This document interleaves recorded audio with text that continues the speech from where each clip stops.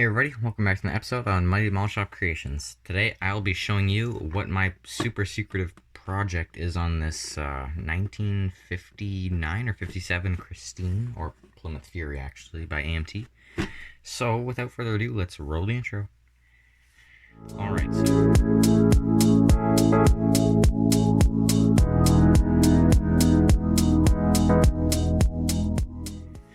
Alright, so this is not going to be built as a Christine car, and it's not going to be built as a Plymouth Fury. And what I mean by that is I am taking the body of this car and transforming it into a completely different car. And I will show you that in just a moment. So, first off, I want to show you these awesome advertisements that I got from Sandy at the Model Club. And this is a 1957 Chrysler Imperial. I actually have the Model King kit of this, so I'm going to build an exact, I guess, replica of the advertisement, and that will be probably soon-ish, I think. Also, this cool, super awesome 1960 Dodge Dart. I like tail fins, and he actually brought these for me because of that reason, because he likes tail. Alright, sorry. He knows that I like tail fin cars, and like obviously this Dart describes exactly that, and also that Imperial. And he also brought me this one. And this one is actually what inspired this kit right here, this Christine car.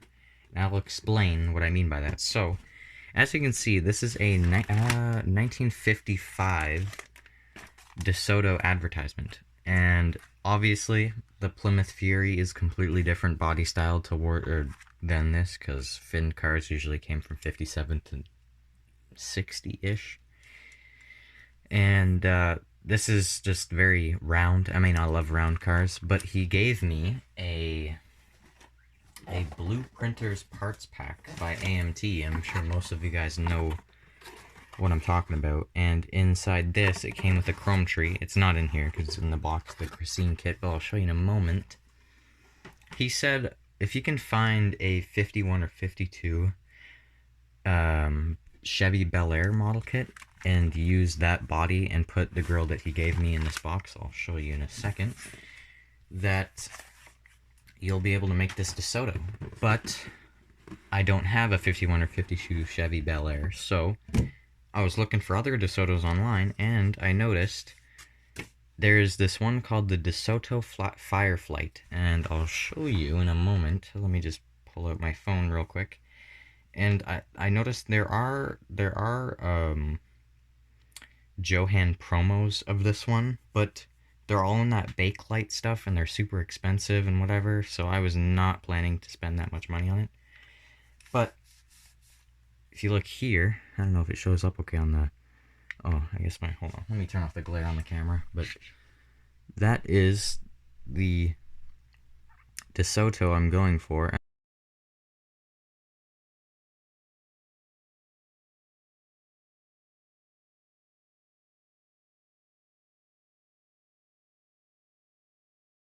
And obviously, or DeSoto, and there's the Plymouth Fury. I'm using this as reference images. As you can see, the similarities between them are a lot. And I'm pretty sure I'd be able to do this.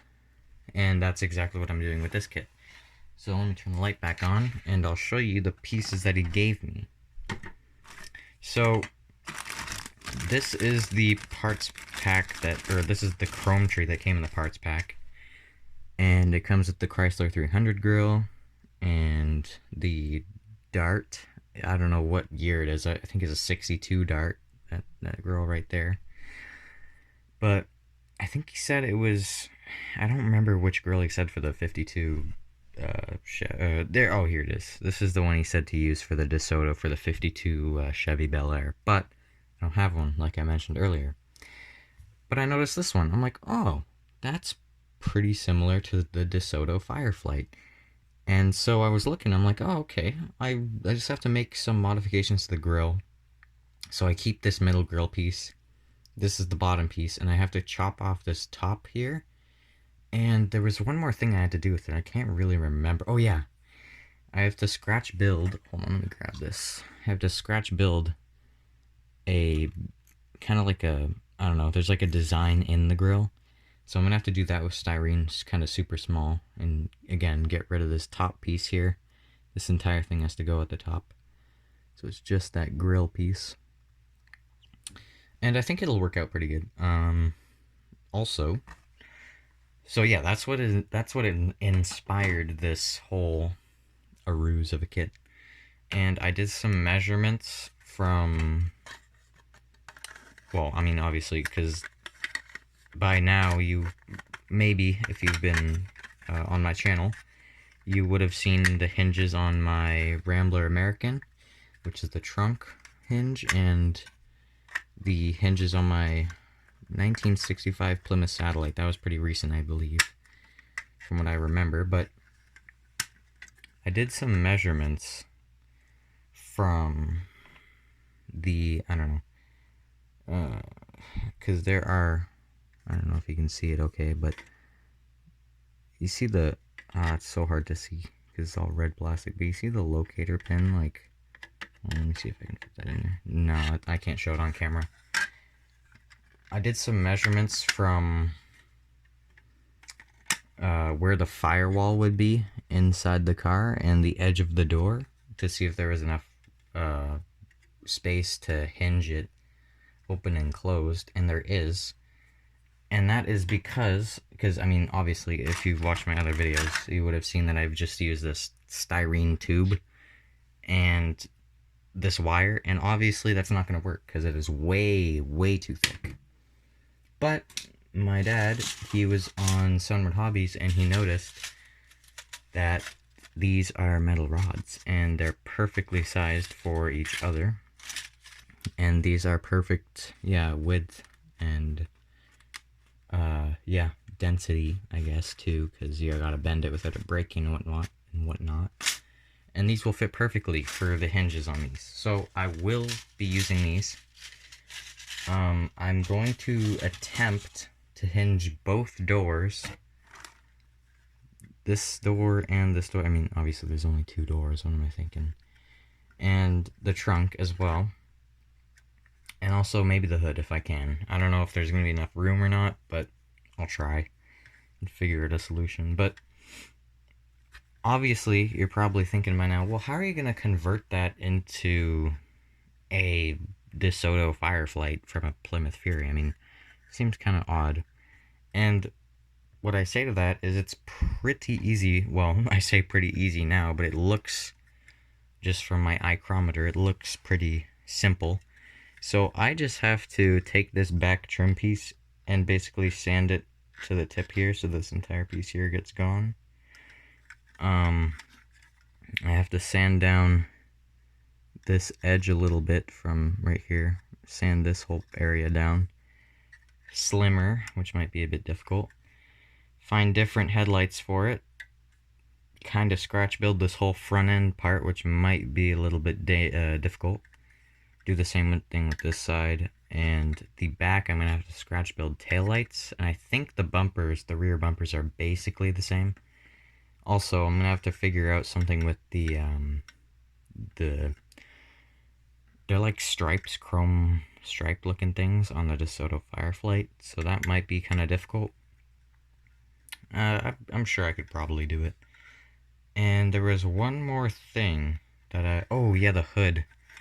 I'm gonna have to, I think I have to scratch build like the hood, and so it goes down here, because on the DeSoto Fireflight, the hood goes down, arches down quite a bit, and it goes, it kind of like rolls over, like straight almost, like you kind of, see how it like rolls here?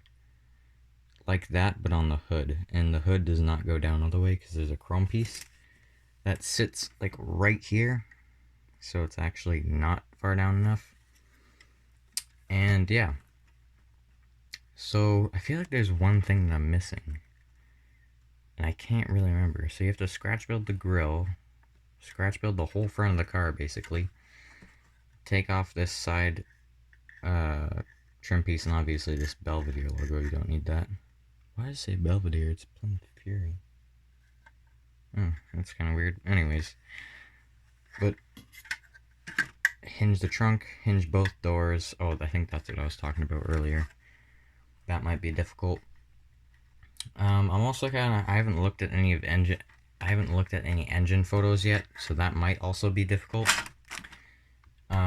Again, haven't looked yet. I'm assuming they're different because obviously Plymouth and DeSoto are different from my understanding. But if Sandy didn't give me this parts pack, I would have never gotten the idea of making a DeSoto Fireflight. So thank you, Sandy, again. I appreciate it. And I'm sure I'll have great fun building this, unless something goes south and it gets boxed again. Also, I want to mention that he also dropped off, or not dropped off, but gave me these cool model car magazines from the 60s. Winter 1963, summer 1963, spring. Also, this one I want to highlight.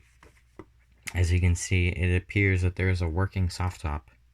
And yes, there is instructions in this book on how to do a working soft top, which is absolutely insane.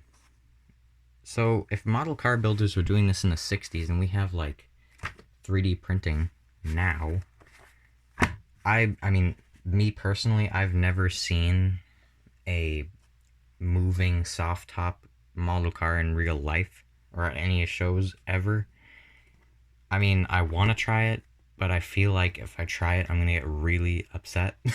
And I'm going to wait until I'm a little bit more experienced. Maybe 2025. Coming 2025, I'll be making soft tops. Probably not. But also, a cool guy at the show, Mr. Paul, or Paul at the show, not the show, the meetup, sorry, jeez, I'm all over the place, gave me a whole stack of awesome, cool magazines, all genres, basically. Scale Auto, Tamiya Catalog, Car Modeler, Scale Auto Enthusiast, Airfix, Tamiya, and I think Tamiya, and what is this? Fine Scale Modeler. All different genres, and he told me that I can pass these along to my friends, and I have. I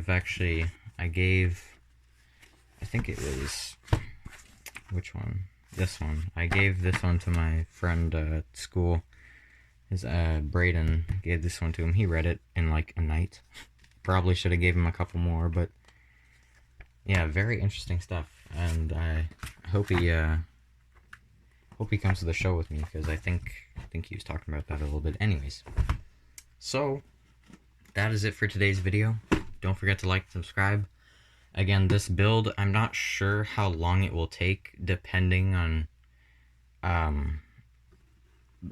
issues and what I can do with it. I don't know how long it will be. I'm assuming this will be like a side build project where I'll build something else, like, I don't know, like, just for example, an Edsel, just like as a normal kit, and then I'll have this on the side, like a big project. So I'll like go on and off on it, and I'll do updates along the way if so. But yeah, that's it for today's video. Again, thank you to Sandy and Paul for giving me these awesome advertisements, magazines, and this cool project idea. And I'll see you guys in the next one. Goodbye.